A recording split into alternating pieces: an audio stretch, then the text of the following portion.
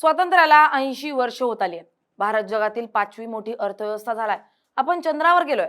Digital क्रांती करतोय. पण कधी विचार केलाय का की याच देशातला तरुण पेपर फुटला म्हणून आत्महत्या का करतोय? 25-25 वर्ष वयाचा तरुण 10 बाय 10च्या खोलीत आयुष्य का सडवतोय? आणि आवाज उठवलास तर लाट्याखाट्या का खातोय? आणि डोकी का फोडून घेतोय? या देशात एक भयानक शैक्षणिक वर्णव्यवस्था जन्माला आली आहे. नीट समजून घ्या. बघा, एका बाजूला या देशातील भाग्यविधाते, नेते आणि धोरणकर्ते आहेत.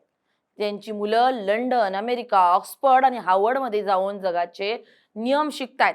आणि दुसऱ्या बाजूला तुम्ही आणि आम्ही आहोत, ज्यांची मुलं भारतातल्या कुजलेल्या भ्रष्ट शिक्षण व्यवस्थेत रोज स्वतःचं भविष्य जाळून कोळसा करतायत.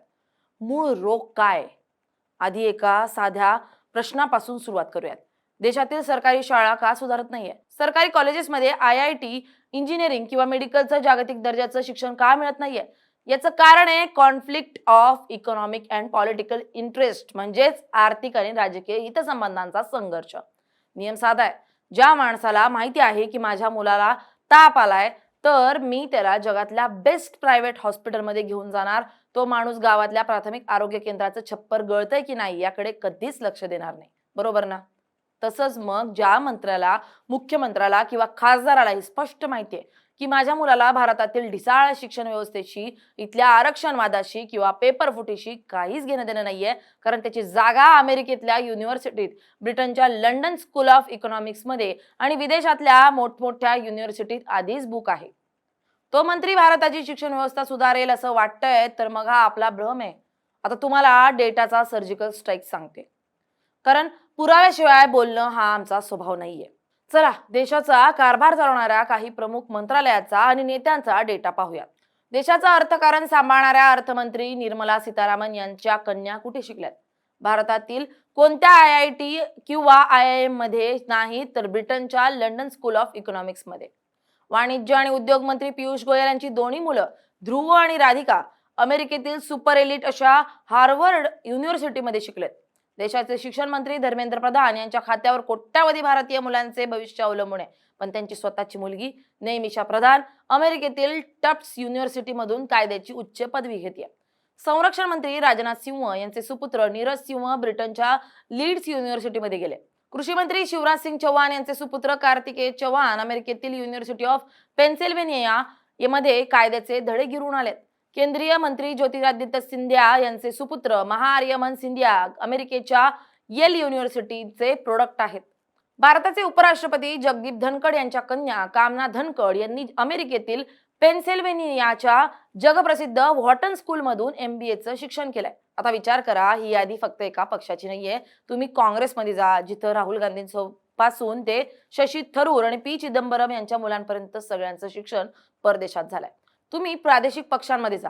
अखिलेश यादव स्वतः सिडनीमध्ये शिकलेत आणि त्यांची मुलं लंडनमध्ये शिकतात. शरद पवार यांच्या कुटुंबातील पुढची पिढी परदेशातून शिकून येते. याचा अर्थ काय? विचारसरणी कोणतीही असो, झेंडे कोणतेही असो, या देशातील सत्ताधारी वर्गाची एकच जात आहे, श्रीमंती आणि परदेशी शिक्षण. आणि तुमची आमची एकच जात आहे, भारतातल्या सिस्टीम मध्ये कचऱ्यावानी सडणं. नेत्यांनी भारतातल्या शिक्षण व्यवस्थेचा बिझनेस कसा केलाय त्याचे 3 सर्वात मोठे पुरावे आज मी तुमच्या समोर मांडणार आहे.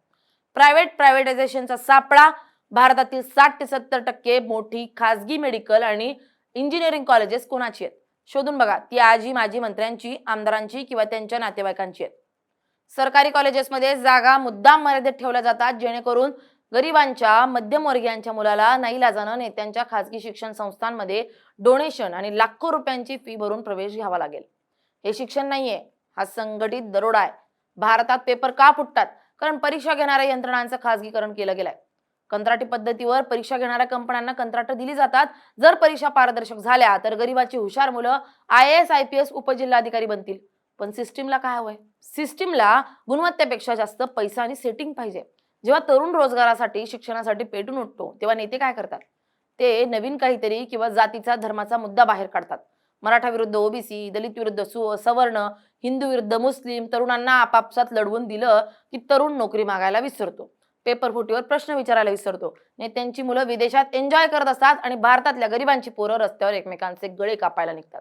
पण आता पोरांनी आपल्या हक्कांसाठी आवाज उठवायला सुरुवात केली तर त्यांच्यावर दहशतवादी असल्याचा शिक्का या सरकारच्या काही मंत्र्यांनी लावलाय आणि पोलिसांनी जो काही लाठीचार्ज केलाय तो पाहून या नेत्यांना आपली काही गरज नाहीये असं स्पष्ट झालंय. हा देशातला सर्वात मोठा पॅटर्न बनलाय.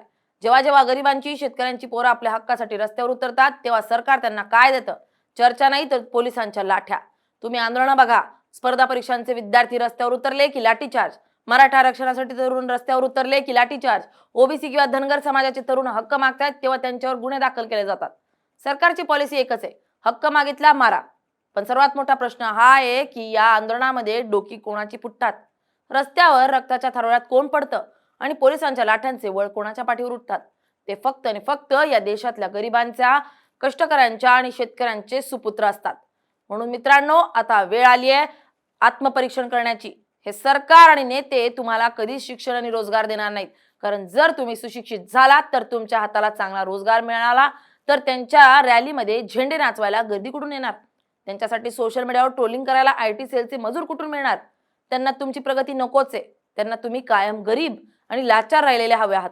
ज्या दिवशी भारताचा तरुण कोणत्याही पक्षाचा किंवा नेत्याचा गुलाम बनण्याचं नाकारेल, ज्या दिवशी आपण नेत्यांना जातीच्या आणि धर्माच्या नावावर मत देणं बंद करू आणि थेट सभेत उभे राहून विचारू, साहेब तुमची पोरं ज्या लायकीचे शिक्षण परदेशात घेतात तशी व्यवस्था माझ्या देशात का नाही? त्याच दिवशी खऱ्या अर्थाने या व्यवस्थेचं वाटोळं थांबेल. आता तरुण पेटलाय. गरिबाच्या पोरांना रस्त्यावर मार खाण्यास भाग पाडणाऱ्या या शिक्षण आणि राजकीय व्यवस्थेला बदलण्याची ताकद तरुणांमध्ये नक्की आली आहे.